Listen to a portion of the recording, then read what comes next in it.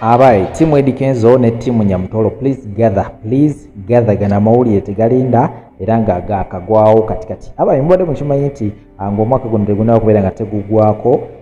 Eddy Kenzo ne Fiona Nyamutoro bagenda kubeera nga ate bafuna ebirabo by'abaana baabwe kikakasiddwa era nga ripooti okuva mu ddwaliro eraga nti Fiona Nyamutoro ali lubuto era nga olubuto luno lwa balongo bagenda kubeera nga ate abafuna abaana baabwe. Kinajjukirwa nti Eddy Kenzo balina omwana waabwe ne Fiona Nyamutoro era ng'omwana ono ali wakati w'emyaka 3 n'emyaka 4 naye nga muno gwennyini omwaka Eddy Kenzo ne Fiona Nyamutoro bagenda kubeera nga ate abafuna abaana baabwe ekirabo kyabwe ekyo. So tubeere nga ate atuyozayoza abantu bano babiri ebyo ne bisingako ngenda kubeera nga tembikuleetera maaso awo naye nga munzikiriza emire nga tembabuuzako olungi asinza okubeera nga te agobera abalabira Saudi Arabia, Qatar, Dubai, Bahrain, Oman, Jordan, Yemen aneseze tolodde okudungunyongera okubeera nga tembabuuzako abalabira mu ggwanga Uganda anamunyongera okubeera nga tembabuuzako America yo mambuka ne mu Maserengeta, Canada ne Europe yonna okutwaliza ewamu mwebalime ddala okubeera nga temugolola as usual video etandikira okubeera nga tolikinga ateeka ekigalo ate tusobola okubeera nga tetutambulira mu ffenna nga bwe bategeezezza ensonga za Fiona Nyamutoro ezo eziriwo ali lubuto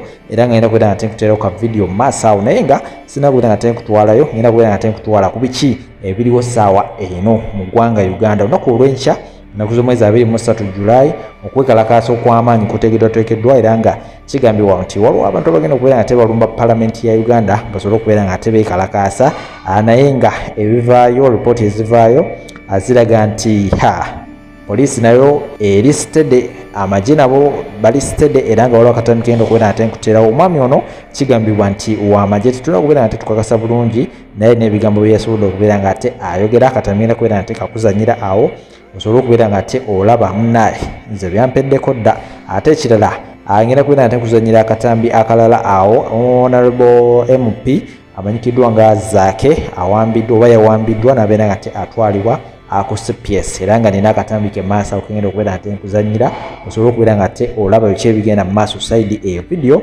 nga mutegeeza like nga sharingako abalala ate comment section eri open beera nga ate owandikawo awo endowoozayo ku nsonga zino nga bwe zitambula tuluvume tubenga tetutambulamu ffenna temuvaawo mugeze mujjayo embwa zammwe magari nti muzireeta ku demonstrate nga tubalege kiki tutegeeza tugenda kupasanga abasalira embuzi ku bulago twi. We are prepared. Government tuli ready.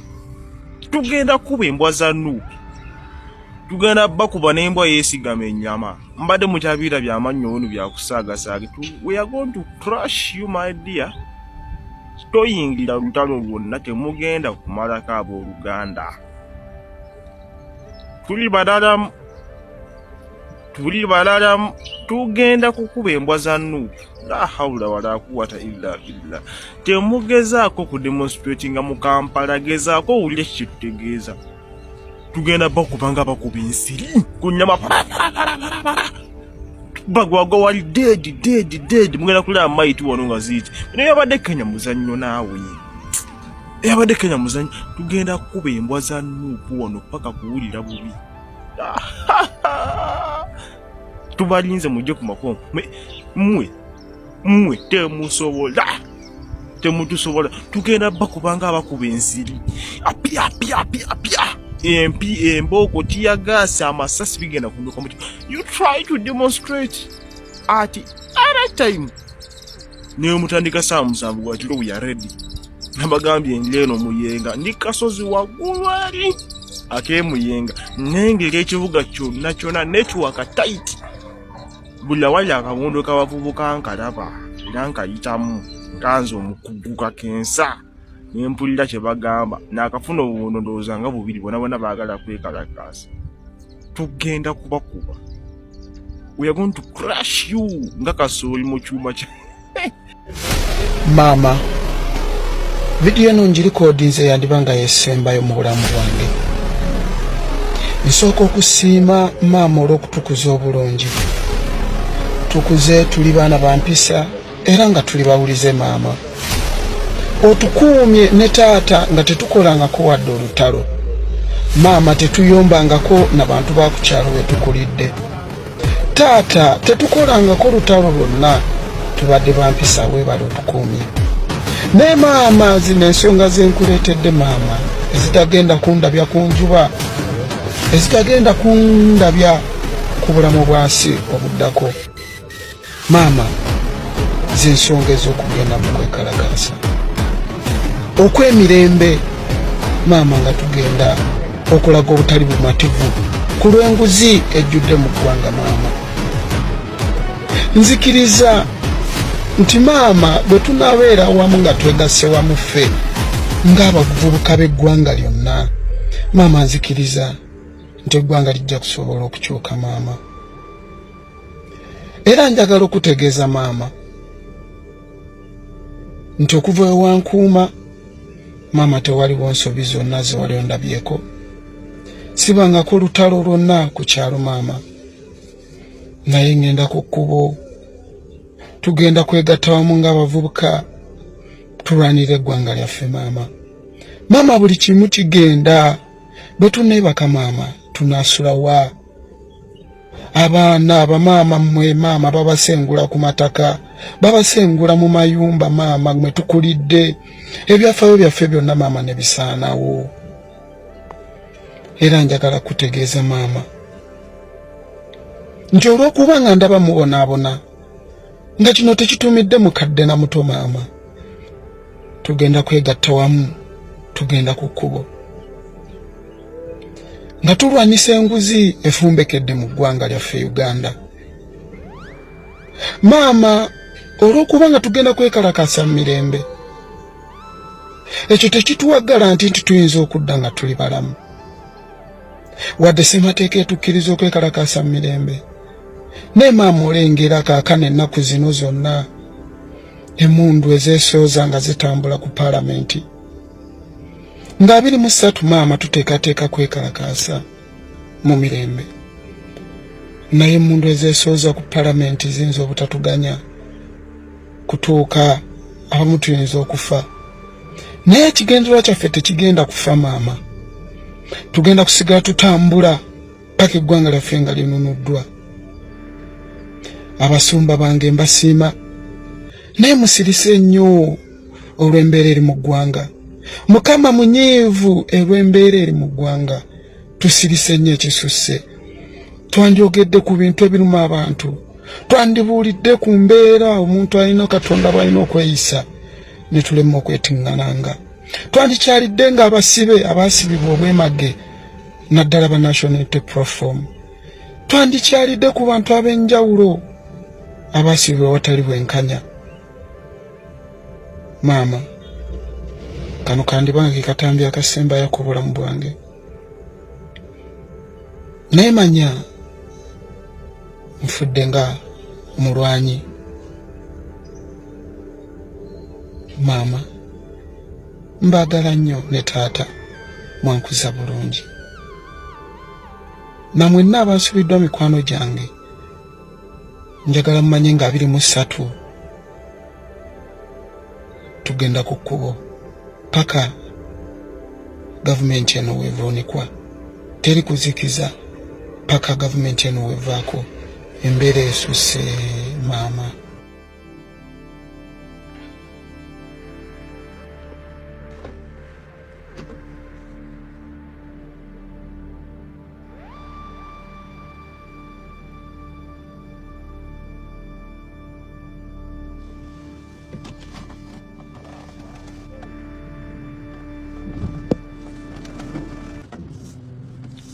So wano bajjako emmotoka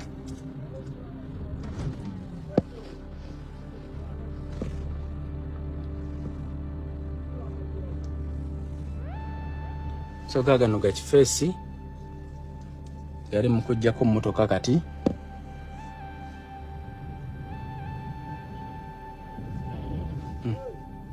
gagano gakifeesi bali mukono na mmotoka bali mujikuba bali mujimenya banzijemu. They are now breaking into the car so that they take me out. They are violently breaking the car. They are violently breaking the car. Those are the chiefest people they are using, and those are SFC people. You see, this is what they are doing. This is the chiefest man. This is the chiefest man. Mwonone. No mwonone motoka. Mujonone. It's okay mujonone. Mwonone motoka. Mwonone. Obalaba. Baba bali mukono na motoka bali mujikuba. Abano bakifeesi. Bali mubikola. Bae bano. Mubalaba bali mukozesa. Bano bakifeesi. Leo benyini bali mukono ne motoka. Ndoza bali mukono na ogiraba. Leo no bakifeesi bali mukozesa. Bona bo bazaalibwa. Be bali mukumenya motoka okulaba nga bajonoona. Aba police balaba baba bayimiridde bali mu balagira. Kubano ba amaje bano be babosi babali. Bali mukujimenya. Kikino sisobola kijja mu kamera kikifeesi. Nekya kikyo kitudde mabega okiri waggulu mu emotoka ku gundi ku breakdown. Biri mu kwonoona. Biri mu jimenya bajiyingiremu. Kaba bikole byonna bamanyi. Kikino nkiremeza mu kamera kyekino. Era bwenfa kino kyekinzise. Kaka kantu ke bayingira okunyingiza mu kaako. Katenti naye mu motoka sijja kuvaamu. Kye kitenti kye banyingiziza kye baagala okunyingizamu naye nemedde mu motoka kikyo kifeesi. Sijja kijja ku kamera kikyo. Baagala kunkuba bala kunkola ko fujjo lyonna na buli kimu. Mubalaba. Bibyo byetegese munda binkubira omwo bwe baagala okunyingiza mu ekyo ekinankani bibyo bikifeesi. Birabika ko bya SFC kikyo bali mujimenya. Bali mujimenya emotoka. Kikino kitenti kyabwe mu bakubira abantu mwe basibira abaana mwe bali bangi mbalengedde abaana omwo munda. Nange mwe baagala okunteeka. Bibyo ebisirikale bibyo. This is what they wanna do to me and this is what they have always been doing to me. But today I've refused to get out of the car so that I'm able to capture some of these moments on phone. Bibyo biri mu kitenti. Obiraba kiche ekisajja ekyo kikifeesi tekijjako bigalu bindi tekyaga tulabe maaso gaakyo. Bebano. So bano batiitiizi basiru nnyo bibyo mu motoka bibyo mu side mirror bibyo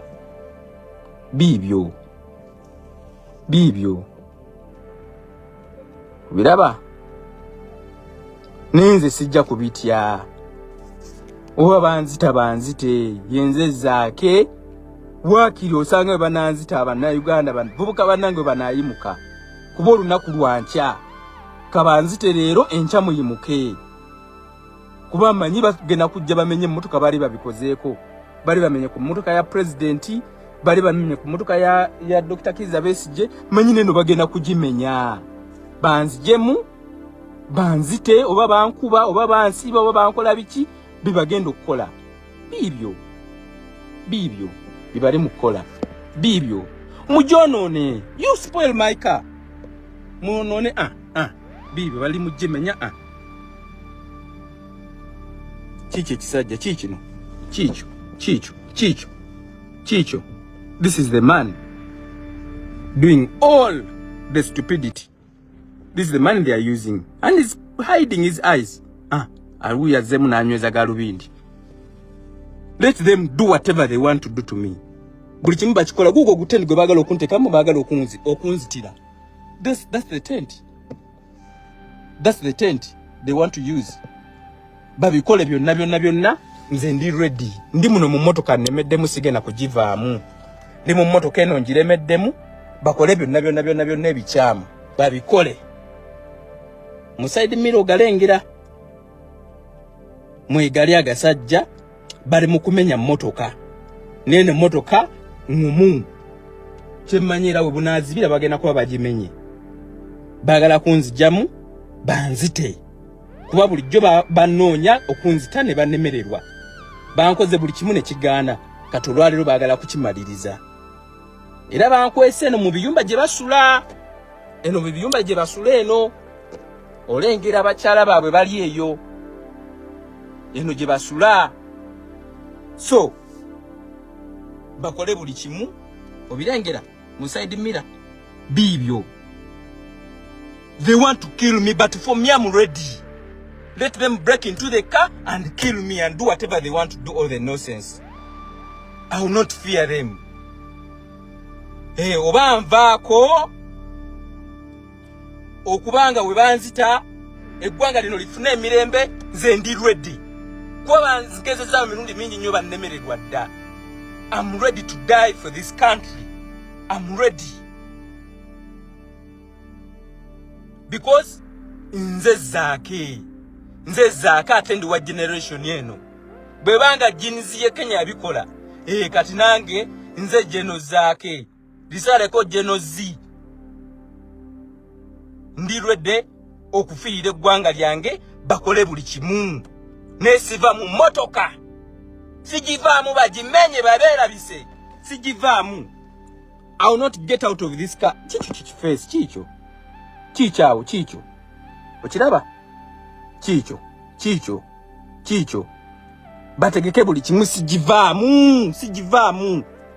Enze nina omutwe omunene. Sijivaamu. Kuba sina kyenkoze. Bo be baagala okunzita. Kuba musango ki okuyingira ekitebe. Tebaatuwandiikidde, tebaatubuuliddeko. Lwaki baagala okuziba ekitebe, bantu gani tebaagala tubeere ku kitebe kyaffe. So, bangana batya okuyingira. Kati olwaleero batowinze emmotoka yange ne bagiteeka ku breakdown ne bagireeta wano ku CPS. Wano ku CPS wende we bantadde ku CPS. Nemedde mu mmotoka kubanga mmanyi bye baagala okunkola. Mbimanyi. Kino kitendo kye baagala okunzitiramu kino kikino. I'm so taking a screenshots muzitekinge kino kye kitenti mwe baagala okunzitira. Yeno tenti kye baagala okunzitiramu. Kino. Kiri ene mabegano gye basula ku CPS. Gye kiri. Mbade simaina bulijjo nti gye kiri. This is where they are. This is where they want to kill me from. But I'm strong. I will not fear anything. Even when you look at me, I don't fear them. I know they can do anything to me. I know even tomorrow I may not live. They may kill me tonight. They may kill me this evening. They may kill me this afternoon. But I will not fear anything. I don't fear them. Young people, please get inspired and do this. The president has always been telling us this. President Bobby Wine has always been telling us this. We must do it ourselves. This is our job, the young people. This is the job of the people who are into their teens, the 20s and the 30s. We must do it. We are together. This is the reason as to why I'm the youth leader. I must do this. This is the time for us to do this. Not any other time. This is our time, the young people. Let's do this, please. Let's do it. The more we delay, the more we keep suffering. The more we keep burying our relatives and friends. Our parents. Our grandies. Let's work for them. We are in captivity. We are in a very, very huge economic crisis. Poverty is at its maximum. We can do this, friends. We can do this, fellow young people. Let's do this. This is our time, please. Let's not be suffering alone. Let's not the few suffer physically. I know majority of us, we are suffering, indirectly. But we must come up in large numbers and suffer physically. Because they can't make us suffer, all of us. They can't kill all of us. They can't imprison all of us. They don't have the cells. They don't have the prisons. They can't even handle 1 million people. They can't. We can do this, but the more we sit on ourselves, the more we keep suffering. I mean, this guy don't know what they're gonna be doing to me. I don't know. At least you've seen what they have done to me before. You have seen this, friends. You have seen this before. They have tried to kill me before. I'm into this car. They pepper sprayed it. But I refuse to get out. Because I want to get inspired. Because we can't do this alone. Friends, we can do this together. This can be done. I can be killed today because whenever I'm into their hands, you know what they do to me. You know this. You know what they have been doing to me, friends. We can do this. This is not the time to just sit and watch others to show up. We can show up in large numbers. We can do it, friends. You can't let this one be done by few people. Let's do it when we are very many. Even if they kill us, they can't kill all of us. They can't torture all of us. They have pepper sprayed this car, but I've refused to get out. Because I know this can be done. This is our generation. The young people, this is our job. This is not the job of the old people. This is the job of us, the young people. Let's show up. We can do this. We can. It has been done elsewhere. It can as well be done in also other places. They have pepper sprayed this place. Where I am. They have pepper sprayed it. But let's no. We can. We can, friends. We can. Young people, we can do this. Let's show up tomorrow. Let's show up. Let's show up. Please, let's not be timid. They are lying to us. We can do this. This is where they have put me. This is where they have put me. And they are taking me. They are taking me.